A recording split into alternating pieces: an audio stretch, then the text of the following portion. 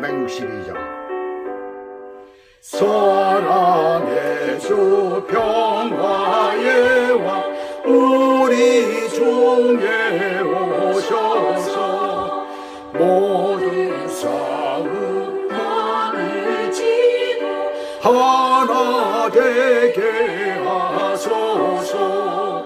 지난 날의 어둠과 환란 풍파 지나고 형제 사랑 밝은 정매 우리 옆에 빛나리. 행진하리 주의 물이 빈복이 전하소다. 한 마음으로 봉사하고 같은 주님 보시네. 우리에게 하나 되라 본보하신 주시여. 주의 뜻이 이 땅 위에 이루어지게 하소서.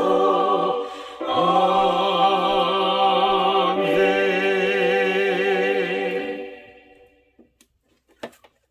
오늘 하나님의 말씀은 창세기 34장입니다. 34장 13절에서부터 31절까지 내용입니다. 제가 17절까지만 봉독해 올려드리겠습니다. 야곱의 아들들이 세겜과 그의 아버지 하몰에게 속여 대답하였으니 이는 세겜이 그 누이 디나를 더럽혔음이라. 야곱의 아들들이 그들에게 말하되 우리는 그리하지 못하겠노라 하매 못하겠노라. 할례 받지 아니한 사람에게 우리 누이를 줄 수 없노니 이는 우리의 수치가 됨이니라. 그런즉 이같이 하면 너에게 허락하리라.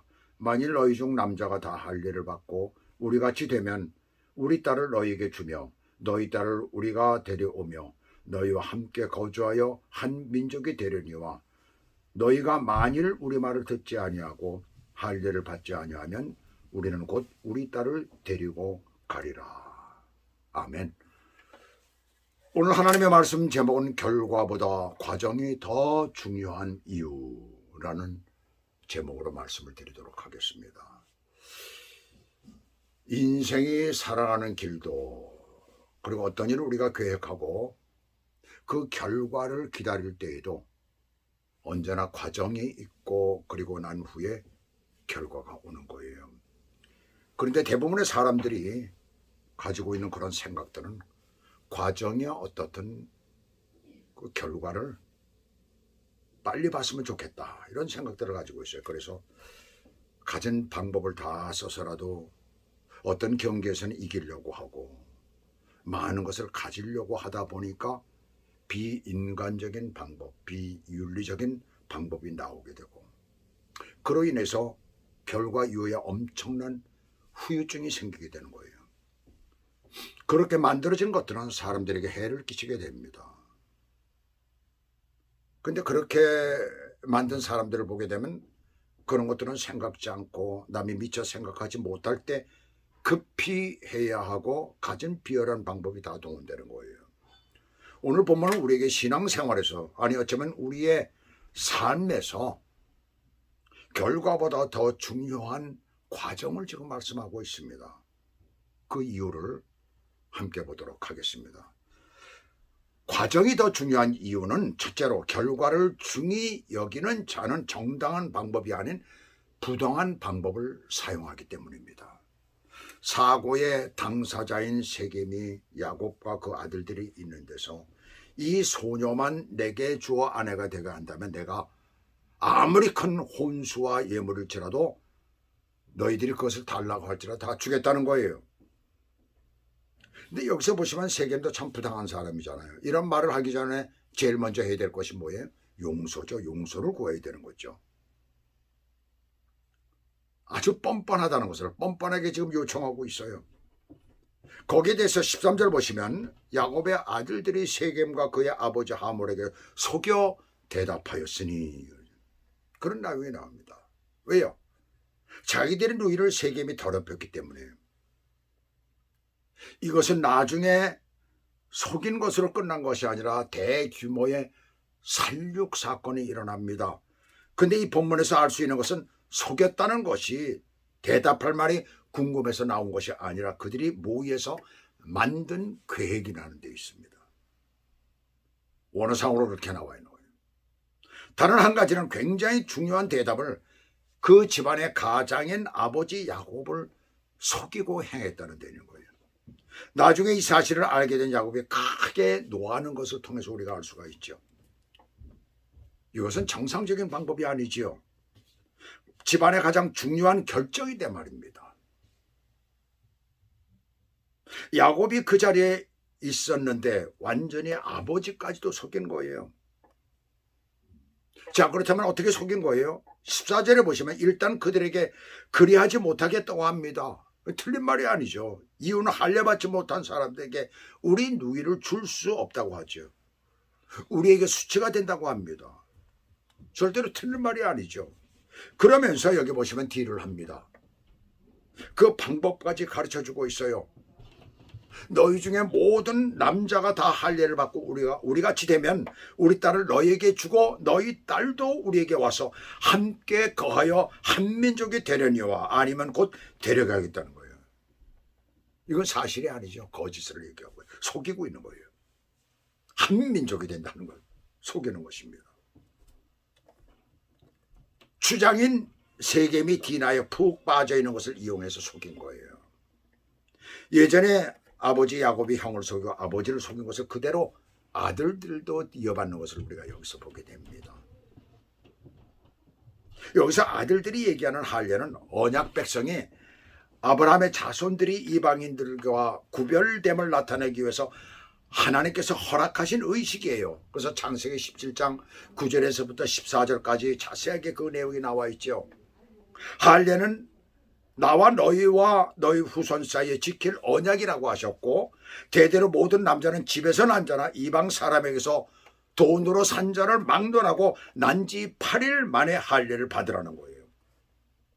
이것은 이방인이 이스라엘의 소유가 되었을 때에는 할례를 받아야 된다는 것입니다. 즉 종들, 일하는 사람들이 그 이스라엘 사람이 되었을 땐 그렇게 하라는 거예요.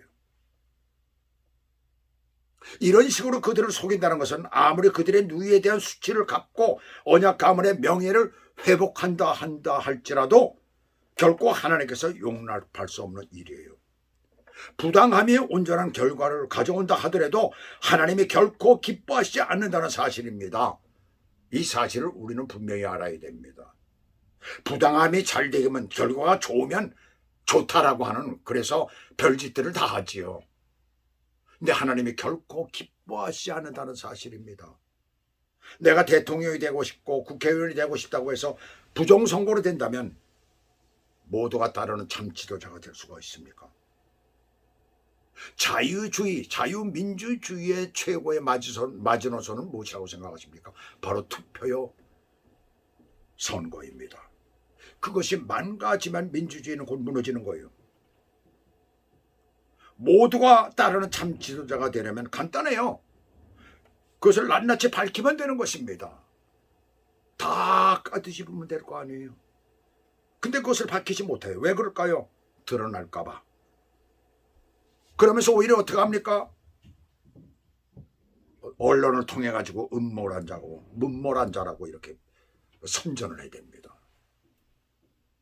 정의도 없고 선도 없고 과정보다 결과를 더 중요히 여기기 때문에 밝히지를 못하고 그리고 여전히 악을 행하는 거예요. 신앙생활도 마찬가지예요. 어떤 사람은 자신의 신앙생활의 목표요, 결과가 장로가 되는 것이라고 말합니다. 그런 사람을 제가 실제로 봤어요. 그런데 그 신앙의 그 신앙생활을 가만히 보니까 어떤 과정도 없이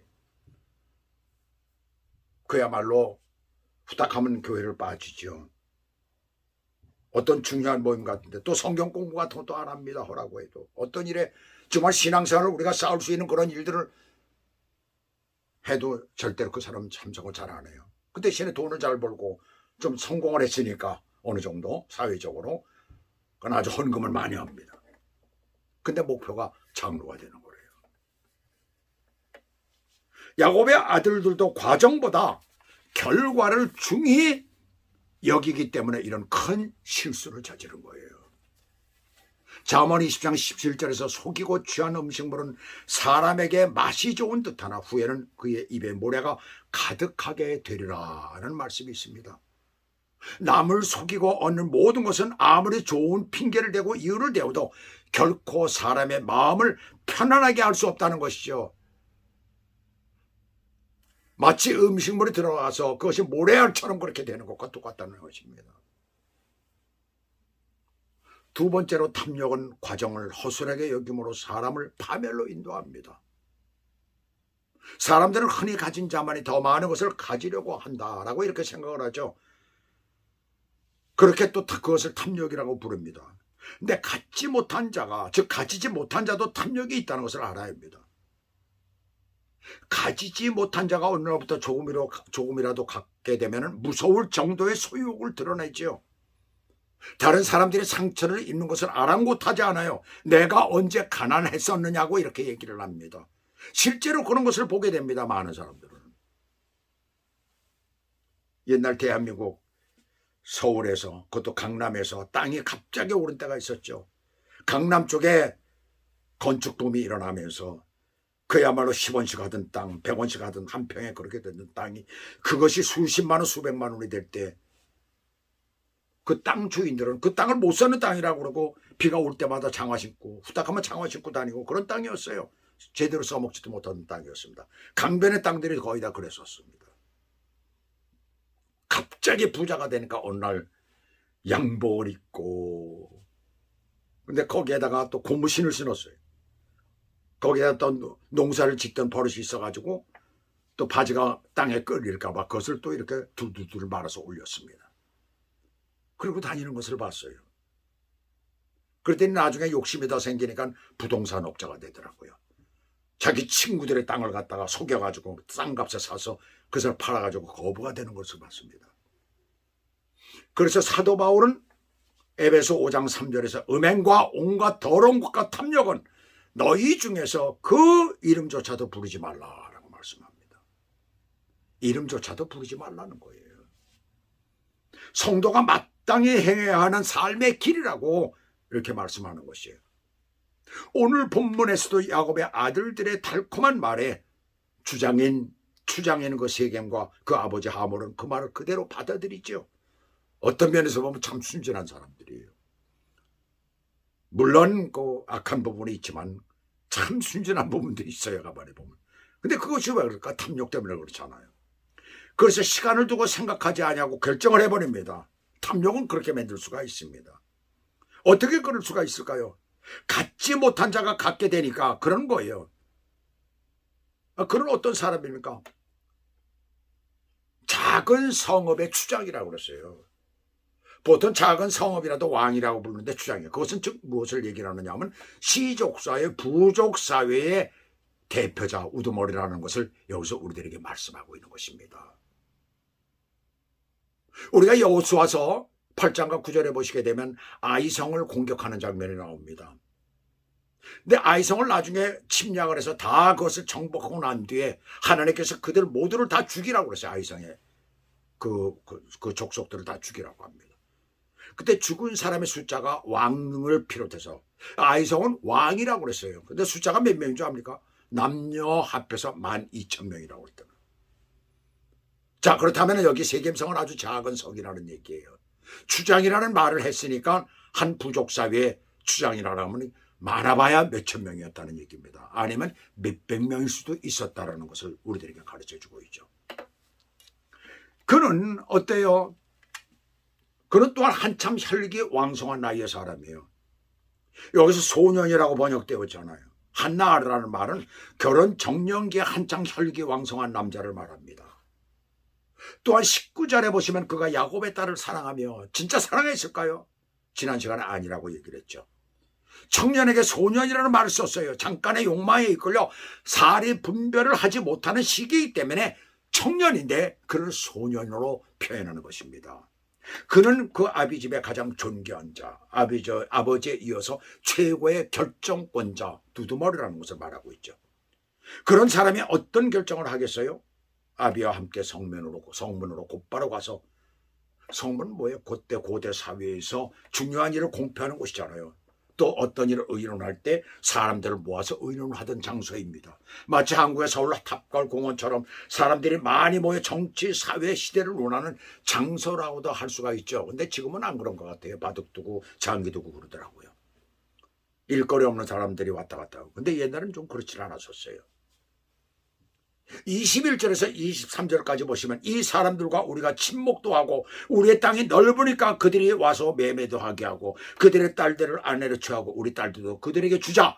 그런데 조건이 모든 남자가 할례를 하는 것이라고 하니 그게 뭐 어렵겠냐.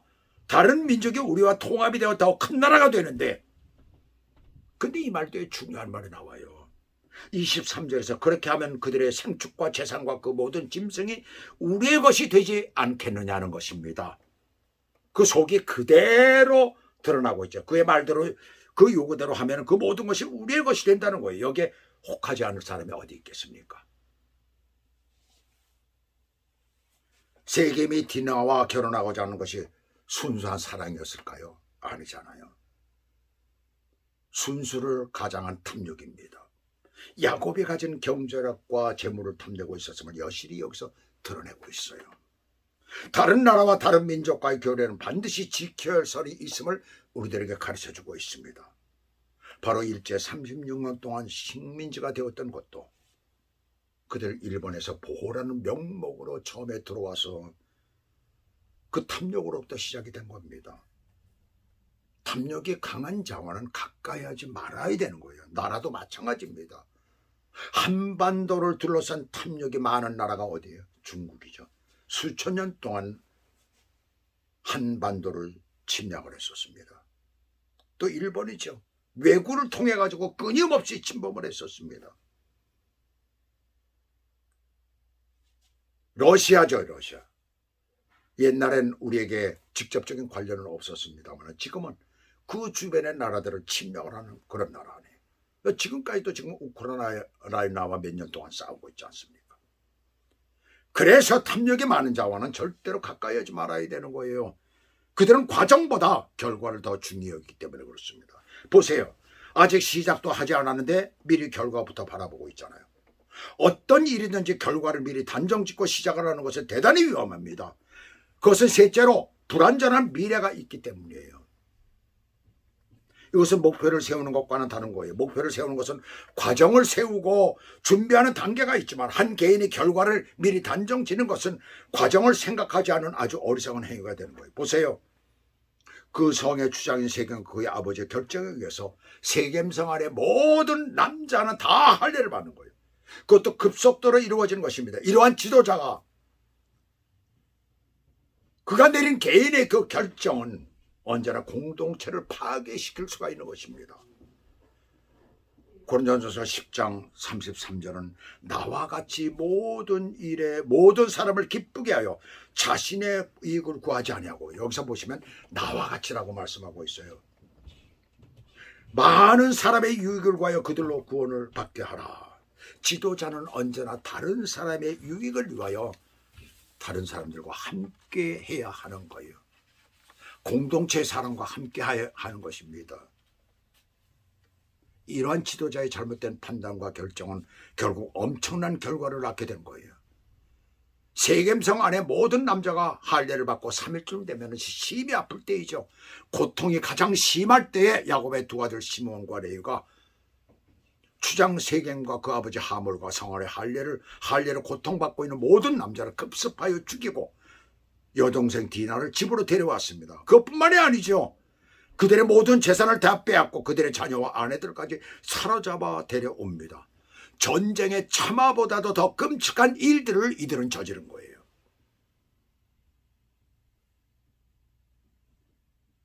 미래 즉 앞을 보지 못하고 이런 일을 저지른 거예요.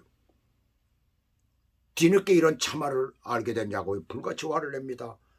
왜 화를 냅니까? 오히려 잘된 건 아닌가요? 복수를 했는데. 아마도 오늘날의 현대인들은 많이 그렇게 생각들 할 거예요. 현대는 윤리와 도덕이 사라진 세대이니까 충분히 그런 생각할 겁니다.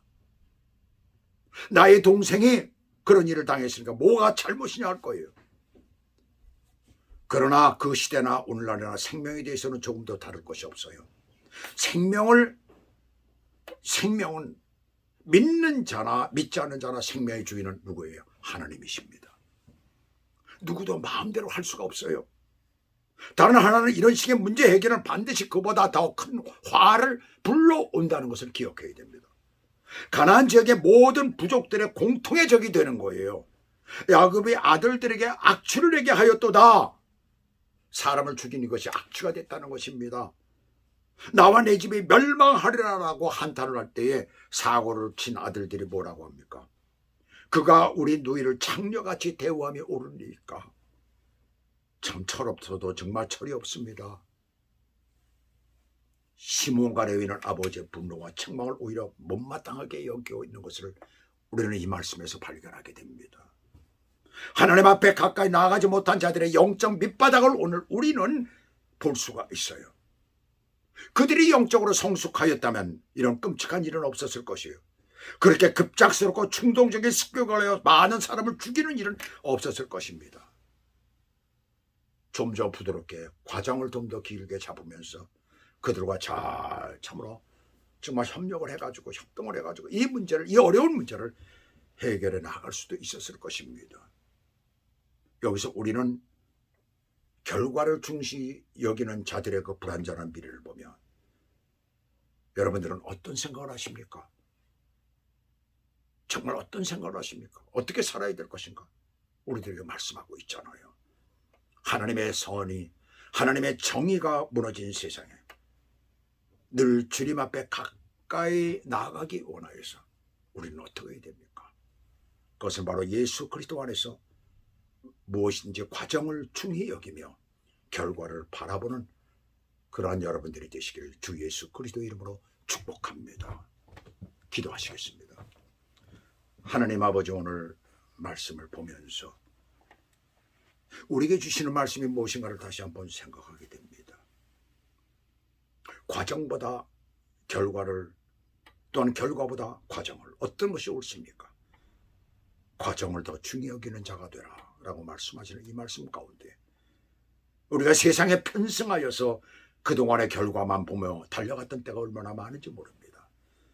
부족한 저희들을 불쌍히 여겨주시고 우리가 온전한 결과를 가져올 수 있도록 과정을 더 중시 여기고 그리고 거기에서 오는 열매를 먹으며 살 수 있는 믿음의 사람들이 될 수 있도록 우리들의 길을 인도하여 주시옵소서. 예수 그리스도 이름으로 감사하며 기도 올리옵나이다. 아멘.